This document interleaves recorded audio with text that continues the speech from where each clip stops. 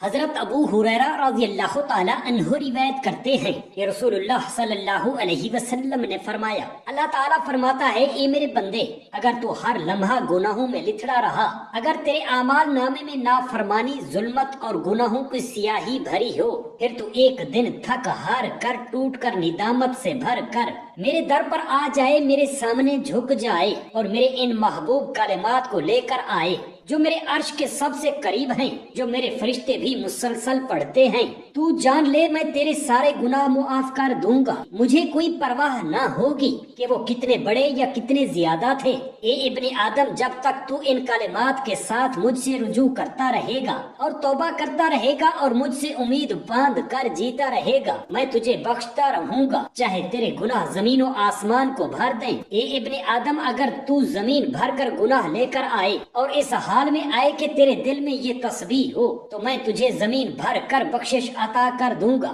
وہ کلمات یہ ہیں: بسم اللہ الرحمن الرحیم، السلام علیکم ورحمۃ اللہ۔ محترم ناظرین، حضرت عبداللہ بن عباس رضی اللہ تعالی عنہ سے روایت ہے کہ رسول اللہ صلی اللہ علیہ وسلم نے فرمایا، اپنے بچوں کو سب سے پہلے لا الہ الا اللہ سکھاؤ، اور جب ان کی زندگی کا اختتام ہو تو انہیں لا الہ الا اللہ کی تلقین کرو، کیونکہ جس انسان کا پہلا کلام لا الہ الا اللہ ہو اور آخری کلمہ بھی لا الہ الا اللہ ہو، اگر وہ 1000 سال بھی زندہ رہے تو اللہ تعالی اس سے کسی گناہ کا حساب نہیں لے گا۔ یہی کلمہ بندے کی پیدائش پر اس کی روح کو جلا بخشتا ہے، یہی کلمہ اس کے دل میں توحید کی روشنی بھر دیتا ہے، اور یہی کلمہ اس کے لبوں پر موت کے وقت چراغ ہدایت بن کر چمکتا ہے۔ یہی کلمہ دنیا اور آخرت کے اندھیروں میں نور ہے، یہی کلمہ نجات کی کنجی ہے، اور یہی کلمہ میزان عمل میں سب سے وزنی ہے۔ اے والدین، اپنے بچوں کو دنیاوی الفاظ سے پہلے اس کلمہ کی تاثیر سے روشناس کراؤ، تاکہ وہ دنیا میں گمراہ نہ ہوں اور آخرت میں محروم نہ ہوں۔ لا الہ الا اللہ ایک ایسا کلمہ ہے جو فرشتوں کے قلم کو تھما دیتا ہے، جو عرش الہی کو ہلا دیتا ہے اور جو قبر میں روشنی بن جاتا ہے۔ لا الہ الا اللہ وہ کلمہ ہے جو بندے کے دل کو شیطان کے وسوسوں سے پاک کرتا ہے۔ لا الہ الا اللہ وہ کلمہ ہے جو بچپن میں سکھایا جائے تو ساری زندگی اللہ کی یاد کے ساتھ جڑ جاتا ہے۔ یہ کلمہ بچپن کی زبان پر ہو تو وہ زبان جھوٹ اور غیبت سے دور رہتی ہے۔ یہ وہ کلمہ ہے جو فرشتے بھی لکھتے ہوئے فخر کرتے ہیں اور قبر کے تینوں سوالات کا پہلا جواب بن جاتے ہیں۔ لا الہ الا اللہ وہ کلمہ ہے جو انسان کے وجود کو اللہ کے ذکر سے جوڑ دیتا ہے۔ اگر بچہ لا الہ الا اللہ کے ساتھ زندگی کا آغاز کرے تو وہ دنیا میں فتنے، گمراہی اور شیطانی راہوں سے محفوظ رہتا ہے۔ یہی کلمہ انسان کو نجات کا دروازہ دکھاتا ہے، یہی وہ چراغ ہے جو قبر کی تاریکیوں میں روشنی بنتا ہے، اور یہی وہ آواز ہے جو قیامت کے دن عرش کے سائے تلے لے جاتی ہے۔ لا الہ الا اللہ انسان کو بندوں کی غلامی سے نکال کر اللہ کی بندگی میں داخل کرتا ہے۔ یہی وہ کلمہ ہے جو پل صراط پر روشنی بنے گا اور میزان عمل میں پہاڑوں سے بھاری ثابت ہوگا۔ یہی وہ کلمہ ہے جس کی ایک صدا سے لاکھوں فرشتے دعاؤں کے لیے دوڑ پڑتے ہیں۔ یہ کلمہ دل سے نکلے تو جنت کے دروازے کھل جاتے ہیں، اس سے گناہ جل جاتے ہیں اور اللہ کی خاص رحمت نازل ہوتی ہے۔ لا الہ الا اللہ کہنے والا اگر نیت میں سچا ہو تو اللہ اس کے دل کو دنیا کی آلائشوں سے پاک کر دیتا ہے۔ اس کلمہ کی برکت سے بچے کے دل میں نرمی آتی ہے، زبان میں سچائی آتی ہے، آنکھ میں حیا آ جاتی ہے اور قدم صراط مستقیم پر جم جاتے ہیں۔ نبی پاک صلی اللہ علیہ وسلم نے فرمایا کہ بنی اسرائیل میں ایک شخص تھا جس نے 99 آدمیوں کو قتل کر دیا تھا، اور پھر اس کے دل میں توبہ کا خیال گزرا۔ وہ ایک راہب کے پاس گیا اور اس سے پوچھا کہ کیا میرے لیے توبہ کی گنجائش موجود ہے؟ اس راہب نے کہا، تو نے 99 قتل کیے ہیں، تیری توبہ کیسے قبول ہو سکتی ہے؟ اس شخص نے غصے میں آ کر اس راہب کو بھی قتل کر ڈالا اور اس طرح اس کے 100 قتل مکمل ہو گئے۔ پھر وہ ایک عالم کے پاس گیا اور اسی سوال کو دہرایا کہ کیا میرے لیے توبہ کی گنجائش ہے؟ عالم نے کہا، ہاں، تیرے اور توبہ کے درمیان کون رکاوٹ بن سکتا ہے؟ توبہ کا دروازہ ہر وقت کھلا ہے، لیکن تجھے اس بستی سے نکلنا ہوگا جہاں تو یہ سب گناہ کرتا رہا ہے۔ وہ شخص نیکیوں کی بستی کی طرف روانہ ہو گیا، لیکن ابھی راستے میں ہی تھا کہ موت نے اسے آ لیا۔ اب اللہ کی قدرت دیکھیے کہ اس کے بارے میں فرشتوں کو بھیجا عذاب کے فرشتے کہنے لگے کہ یہ تو قاتل ہے، 100 جانیں لے چکا ہے، اسے سزا ملنی چاہیے۔ مگر رحمت کے فرشتے کہنے لگے کہ اس نے توبہ کی نیت کر لی تھی اور وہ نیکی کی بستی کی طرف جا رہا تھا۔ اللہ تعالیٰ نے دونوں کے درمیان فیصلہ کرانے کے لیے ایک اور فرشتہ بھیجا اور کہا گیا کہ جس بستی سے قریب ہو وہی فیصلہ کرے۔ اگر نیکی کی بستی سے قریب ہے تو وہ جنت کا مستحق ہوگا، اگر بدی کی بستی سے قریب ہے تو جہنم کا حقدار ہوگا۔ ناپ تول کی گئی تو وہ نیکی کی بستی سے صرف ایک ہاتھ قریب نکلا اور اللہ نے اسے بخش دیا۔ نبی پاک صلی اللہ علیہ وسلم نے یہ واقعہ سنا کر فرمایا کہ اللہ کی رحمت بندے کے ارادے کو بھی قبول کر لیتی ہے، اگر نیت خالص ہو تو اللہ کی مغفرت بندے کے عمل سے بھی زیادہ وسیع ہے۔ اس واقعے سے ہمیں سیکھنے کو ملتا ہے کہ اللہ کی طرف پلٹنے کا دروازہ بند نہیں ہوتا، بندہ چاہے کتنا بھی گنہگار کیوں نہ ہو، اگر دل سے پلٹ آئے تو اللہ اس کے لیے رحمت کے راستے کھول دیتا ہے۔ صحابہ جب یہ حدیث سنتے تو آنکھوں سے آنسو رواں ہو جاتے۔ محترم ناظرین، ایک مرتبہ نبی کریم صلی اللہ علیہ وسلم نے فرمایا 3 آدمی سفر کر رہے تھے کہ اچانک بارش آ گئی اور وہ ایک پہاڑ کی طرف بھاگے تاکہ غار میں پناہ لے سکیں۔ جب وہ غار میں داخل ہوئے تو ایک بہت بڑا پتھر لڑھک کر غار کے منہ پر آ گرا اور راستہ بند ہو گیا۔ اب وہ تینوں پھنس گئے اور ایک دوسرے سے کہنے لگے کہ اپنے نیک اعمال کا واسطہ دے کر اللہ سے دعا کرو، شاید وہ ہماری رہائی کا راستہ بنا دے۔ پہلا شخص کہنے لگا اے اللہ، میرے والدین بہت بوڑھے ہیں، میں ہر روز ان کے لیے دودھ دھوتا تھا اور جب تک وہ نہ پی لیتے میں خود بھی کچھ نہ کھاتا۔ ایک رات میں دیر سے واپس آیا تو وہ سو چکے تھے اور میں دودھ کا پیالہ لے کر ان کے سرہانے کھڑا رہا اور بچوں کو بھوک لگی مگر میں نے انہیں بھی نہ پلایا، یہاں تک کہ صبح ہو گئی۔ جب والدین جاگے تو میں نے ان کو دودھ پلایا۔ اے میرے خالق و مالک، اگر یہ عمل تیری رضا کے لیے تھا تو ہمیں نجات عطا فرما۔ تو وہ پتھر تھوڑا سا سرک گیا۔ پھر دوسرا شخص کہنے لگا اے میرے مالک و خالق، میری ایک چچا زاد بھائی کی بیٹی تھی، میں اس سے محبت کرتا تھا، میں نے کئی بار اسے گناہ پر آمادہ کیا مگر وہ نہ مانی۔ 1 سال قحط آیا تو وہ میرے پاس مدد کے لیے آئی، میں نے اسے سونے کے بدلے گناہ کی شرط رکھی، وہ مجبور ہو کر مان گئی، لیکن جب میں گناہ کے قریب پہنچا تو وہ کہنے لگی کہ اللہ سے ڈر اور کسی کا حق نہ مار، تو میں نے فوراً ہاتھ کھینچ لیا اور سونا بھی اسے دے دیا۔ اے اللہ، اگر یہ عمل تیری رضا کے لیے تھا تو ہمیں نجات عطا فرما۔ تو وہ پتھر مزید سرک گیا مگر ابھی راستے کھلنے کے لیے ناکافی تھا۔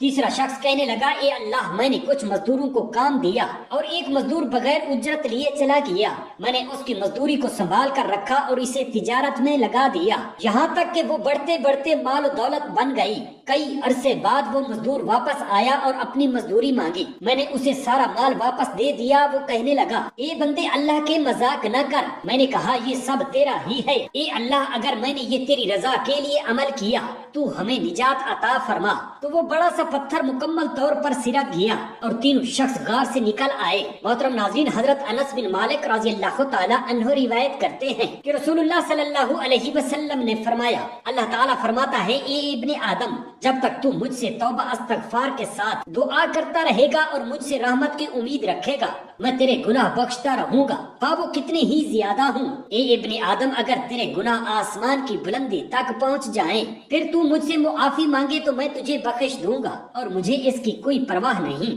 اے ابن آدم، اگر تو زمین بھر کر گناہ لے کر میرے پاس آئے اور اس حال میں میرے ساتھ کسی کو شریک نہ ٹھہرایا ہو تو میں تجھے زمین بھر کر بخشش عطا کروں گا۔ رسول اللہ صلی اللہ علیہ وسلم نے فرمایا، جو شخص صبح کے وقت فجر کے بعد بیٹھا رہے اور اللہ کا ذکر کرتا رہے، پھر سورج طلوع ہونے کے بعد 2 رکعت نفل نماز ادا کرے تو اسے ایک مکمل حج اور عمرہ کا ثواب ملتا ہے۔ حضرت ابو ہریرہ رضی اللہ تعالی عنہ روایت کرتے ہیں کہ رسول اللہ صلی اللہ علیہ وآلہ وسلم نے فرمایا، 2 کلمے ایسے ہیں جو زبان پر ہلکے، میزان میں بہت بھاری اور رحمان کو بے حد محبوب ہیں۔ یہی وہ تسبیح ہے جو اللہ کے فرشتے 24 گھنٹے مسلسل پڑھتے ہیں، اور یہی وہ کلمات ہیں جن کے ساتھ اگر کوئی بندہ اپنے گناہوں کا بوجھ لے کر اللہ کے حضور آئے تو اللہ تعالیٰ اس کے تمام گناہ معاف فرما دیتا ہے، چاہے وہ گناہ زمین سے آسمان کی بلندیوں تک کیوں نہ پہنچ چکے ہوں۔ اللہ تعالیٰ فرماتا ہے، اے میرے بندے، اگر تو ہر لمحہ گناہوں میں لتھڑا رہا،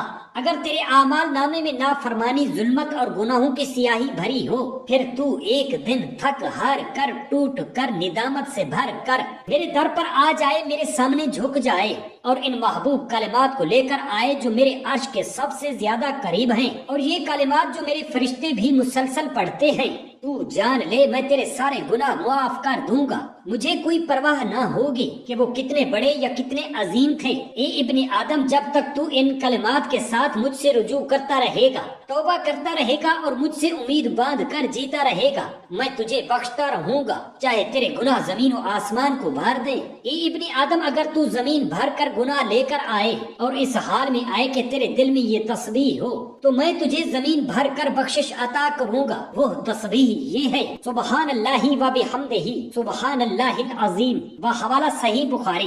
نبی پاک صلی اللہ علیہ وآلہ وسلم نے فرمایا کہ جو بندہ اخلاص سے نیکی کرتا ہے، اللہ تعالیٰ اسے دنیا میں بھی نجات دیتا ہے اور آخرت میں بھی۔ یہ حدیث ہمارے دلوں کو جگانے والی حقیقت ہے کہ اللہ کسی نیکی کو ضائع نہیں کرتا۔ اخلاص سے کی گئی چھوٹی نیکی بھی پہاڑوں کے برابر بن جاتی ہے اور بندے کے لیے بند دروازے کھول دیتی ہے۔ محترم ناظرین، حضرت سلیمان علیہ السلام اللہ کے وہ جلیل القدر نبی تھے جنہیں اللہ تعالیٰ نے نہ صرف نبوت عطا فرمائی بلکہ ایک ایسا عظیم الشان بادشاہی نظام بھی عطا فرمایا جو زمین پر کسی اور نبی کو نہ ملا۔ آپ حضرت داؤد علیہ السلام کے بیٹے تھے اور اللہ تعالیٰ نے آپ کو بچپن سے ہی حکمت عطا کر دی تھی۔ آپ کا عدل ایسا مشہور تھا کہ آپ کی چھوٹی سی عمر میں ہی بنی اسرائیل آپ کے انصاف سے متاثر ہو گئے۔ ایک واقعہ کے مطابق دو عورتیں ایک بچے کے جھگڑے میں حضرت داؤد علیہ السلام کے پاس آئیں۔ دونوں کا دعویٰ تھا کہ بچہ اس کا ہے۔ حضرت داؤد علیہ السلام نے بڑی عورت کے حق میں فیصلہ دیا، لیکن حضرت سلیمان علیہ السلام نے فرمایا کہ بچے کو درمیان سے دو ٹکڑے کر دو اور دونوں کو آدھا آدھا دے دو۔ بڑی عورت خاموش رہی مگر چھوٹی عورت رونے لگی اور کہنے لگی، نہیں نہیں یا نبی اللہ، یہ بچہ اس عورت کو دے دیجئے، مجھے کچھ نہیں چاہیے۔ تب حضرت سلیمان علیہ السلام نے فرمایا، یہی اصل ماں ہے اور اسی کو بچہ دے دیا جائے۔ بچپن کی اس دانائی پر اللہ تعالیٰ نے حضرت سلیمان علیہ السلام کو ایسی حکمت عطا فرمائی جو قیامت تک کے انسانوں کے لیے نشان عبرت ہے۔ اللہ تعالیٰ فرماتا ہے کہ ہم نے سلیمان کے لیے ہوا کو ان کا تابع کر دیا جو ان کے حکم سے ان کے سفر کو بہت مختصر کر دیتی تھی۔ صبح سے شام تک کا سفر اور مہینوں میں طے ہونے والا فاصلہ حضرت سلیمان علیہ السلام چند لمحوں میں کر لیتے تھے۔ جنات کو ان کا مطیع بنا دیا گیا جو ان کے حکم سے محل بناتے، مجسمے تراشتے اور بڑے بڑے دیگوں میں کھانا تیار کرتے۔